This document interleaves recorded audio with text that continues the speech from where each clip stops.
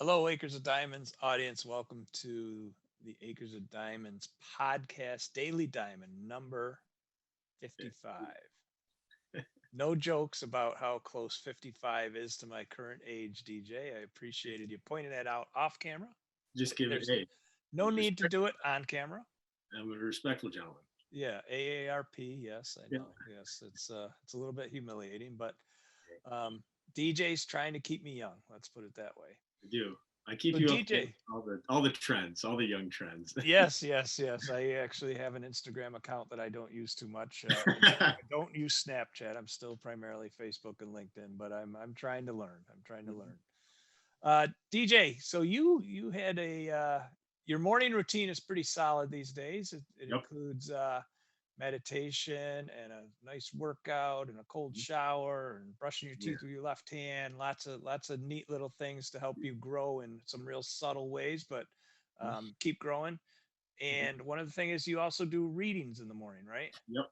Yep. So on Tuesdays, I actually, or what was today was Wednesday. On Wednesday, I do these. It's called optimized readings, and basically, they are philosopher notes. So things that were written very long ago that are condensed into small PDFs that you can read and get. Essentially, it's more wisdom in less time. And the guy who does them, his name is Brian Johnson, and he's a self-development coach. Awesome, awesome guy. I really recommend if anybody wants to get involved with anything, start with Brian Johnson too. I really like him. And this morning, I read about something regarding three areas of your life that you can become more aware of to essentially improve your life and to help slip out of depression, become actually happier, manage your stress, your anxiety a little bit better. Um, and those three areas, he essentially the actual individual who wrote it, he talks about these three areas, and then Brian Johnson actually uses them as his fundamentals. He calls them his fundies. And so Brian Johnson says these three areas are eating, moving, and sleeping. And those three areas are explained in this piece I read this morning, which was titled "The Genius Life."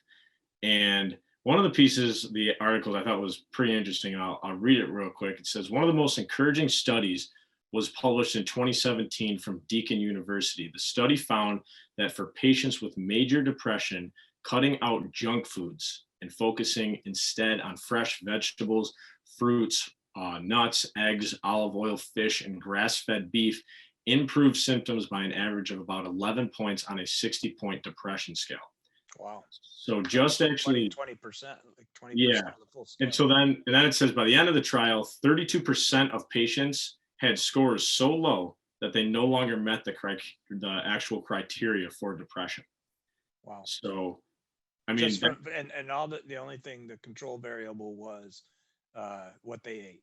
what they eat. Whole foods focused. Yep, Whole Foods focuses, fruits, vegetables, eggs, olive oil. So actually being aware of the food and the fuel that you put into your body Right. actually made these individuals happier, and it made them. I was reading, I was like, that's incredible. I was like, I guess the food that we eat doesn't just affect our physical health. Sure. More bad stuff you eat, maybe the more out of shape you get, but you kind of now can connect it to your mind. The more bad stuff you eat, the more out of shape your mind might essentially get. And so I read that. I thought that was the coolest piece out of it.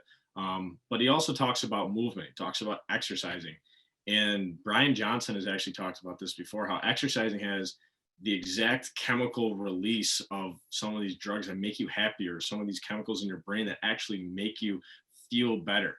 And so he hits on, it doesn't have to be crazy exercises. I mean, he was talking about how he did 10 burpees in the morning, 10 burpees in the afternoon. It's just the form of movement that actually is better for you. And in the podcast I was listening to on the way to work, they said, what was better if you ran 3 miles all at one time, or if you ran 1 mile in three different times of the day. And it was running 1 mile in three different times because it was movement over a longer area of time. It wasn't just condensed into that one area. Right. And so they were talking about how that improves your mood, it improves your overall health. It literally getting up and moving actually is so much better for you than just sitting static. Yeah, I see. I love this because, look, you and I talk about all the time the negatives of social media, the negatives of big media, right? And it's real, right? Yeah. The statistics are in that, the longer you spend immersed in negative media and negative social media, the worse your anxiety and depression will be. Yeah. It's not even debatable anymore. Hmm. Now, that being said, you could listen to stuff that we provide, right? The Yep. non-mental McDonald's, right? The healthy acres of diamonds types of things, Yep. and your mood can be elevated, Hmm. right? I mean, we've the other, you're talking about deep breathing and exercising and stuff like that. I just found out recently, I'd never been taught this, that the deep breathing caused in vigorous exercise and or forced deep breathing actually activates the lymphatic system. Hmm. The lymphatic system is basically the garbage system for our bodies. It moves all the waste through our bodies. So activating that is going to make us healthier. We don't hear that, as a way to help us get stronger and prevent COVID, and what if we have COVID to help us get better from COVID. We don't hear any of that, Yeah. right? Yep. And it's it's the form of, and to your point, working out and movement forces you to breathe and To to breathe literally heavy. to literally like learn, all right, if I'm going to work out this hard, I need to learn how to breathe and manage it. Yeah. I always loved the one saying where that someone was talking about the importance of oxygen and air, and it said, how long can you go without food? And I can't remember exactly what it was, maybe 5, 6, 7 days or something, whatever. And it said, how long can you go without water? And it was like a day or two. Yeah. And then it was like, how long can you go without air? And I was like, holy shit. That made so much sense. Like you can't go without air for maybe a minute or two, or Yeah. oxygen. Yeah. And so, with these heavier movements, it literally forces you to adapt your breathing. Yeah. So, I've talked to Nick Prince a lot about this, the nose breathing versus the mouth breathing, and how important it is to breathe into your nose, and you get forced to do that. And Right. so it's kind of there's a double benefit to it. And the last thing that they had mentioned about was sleep. And I think this is probably the one that we might struggle with the most, because we're all so busy all the time, and some of us might not sleep that well. But they hit on just how important it really is in a 24-hour time. The sleep that we get essentially propels us into the next certain amount of hours of our day, depending upon how much sleep you really get. Um, so once I kind of really started breaking down the importance of sleep, it helps with muscle growth. I mean, think about all these people who want to have healthy, strong muscles, and then you don't give your body essentially a resting period that night, then your muscles might still not be fully together, and then you go rip them apart again. Now they're damaged. Right.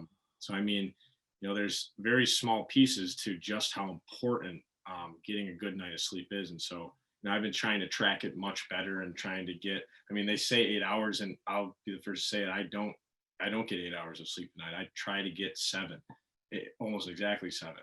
And it's hard. I mean, it's literally, like you come home from work, you eat dinner, and it's like, all right, I want to have a life still. I want to have I want to sit on the couch with my roommates, or I want to go somewhere, if COVID wasn't locking everything down. But, you still want to feel like you have a life. Like, I don't want to spend my life sleeping, but yet it's an important piece of our life. So we need to spend some time in it. Yeah, and I think it's important, like you were saying off camera, that you wear a Fitbit to understand your sleep habits, right? And I think, look, I know for a fact that for me to perform at my height, like it didn't feel the way I need to feel to perform the way I want to perform, I need 6.5. Mm-hmm. Right? If I get less than 6.5 over a period of time, it's not good. I get Yeah. short tempered, I get tired, I make mistakes, right? Mm-hmm. Just I don't think as clear. Yeah. So it's not, eight's a good number because it probably averages out. Some need 10, some need Mm-hmm. 9, some need 6, some need 7. Yeah. Yeah, but I think know that it's important, right? And the Mm-hmm. data's in on that too. Yeah. And think about too, this is a cool test for anybody watching. Think about the days, maybe your Monday through Friday schedule. Maybe you go to bed at 10, 11 o'clock, and you maybe wake up at 5 or 6. Maybe you're getting like 6 to 6.5 or 7 hours of sleep. Then on the weekend, say you want to sleep in a little bit, and you get 8 to 9. Notice the difference. Right. know Yeah. notice that not just that it's Saturday or it's Sunday or versus it's Monday or Tuesday. I mean, that there probably might definitely be a mental difference in that, but the fact of like how you actually feel, I guarantee it'll be completely different. Waking up, actually having that 8+ hours of sleep. Right. Yeah. Yeah. Well, good, DJ. Thank you for bringing that up. I know, you love Brian Johnson in the morning. That's fantastic. It's good stuff. Yeah. I continue to learn from the little blurbs you share. So thank you. There we go. Eat, sleep, move. So we Eat, got sleep, move. Daily diamond number 55. Thanks, DJ. Yep. We'll see you.